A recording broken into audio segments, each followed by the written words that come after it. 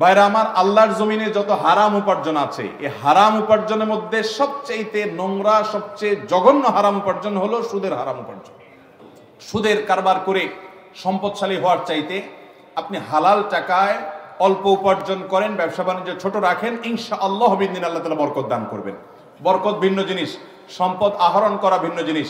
হারাম টাকা অনেক কামাই করলেন, সব হাসপাতালের ডাক্তারদেরকে, চাঁদাবাজদেরকে, মাস্তানকে, অমুককে তমুককে দিয়ে শেষ করলেন, মানুষ লুটপাট করে নিয়ে গেল, এটাকে বরকত বলে না। আপনি যতটুকু উপার্জন করবেন, ভোগ করতে পারবেন, নিয়ে যেতে পারবেন দুনিয়াতে এবং আখেরাতে, সেটা হবে হালাল উপার্জনে। অতএব হারাম থেকে বাঁচার জন্য ইমানের শক্তি দরকার। আল্লাহ আমাদেরকে সেই তৌফিক দান করুন।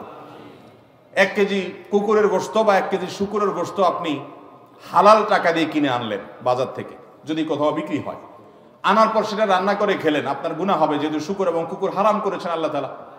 কিন্তু এর কারণে যতটা গুনাহ হবে, আপনি সুদের কারবার করে যে উপার্জন করেছেন, ওই টাকা দিয়ে হালাল গরুর গোশত কিনে এনেছেন, গুনাহ তার চেয়ে বেশি হবে। কথা বুঝেন নাই? আল্লাহ রাব্বুল আলামিন এই সুদের কারবার থেকে আমাদেরকে বেঁচে থাকার তৌফিক দান করুন। সুদের 10টা ভয়ঙ্কর দিক কোরআন হাদিসের আলোকে আসছে। আমি দীর্ঘ হয়ে যাবে, সেদিকে যাচ্ছি না।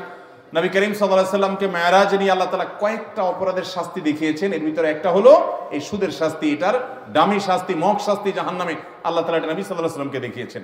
আল্লাহ আমাদের ভাইদেরকে, আমাদের সমাজের সমস্ত মানুষদেরকে এই সুদের লোভ থেকে বেঁচে থাকার তৌফিক দান করুন।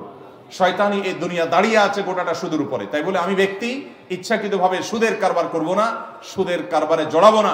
আল্লাহ তাআলা আমাদেরকে সেরকম ঈমানি শক্তি এবং তওবা করার তৌফিক দান করুন।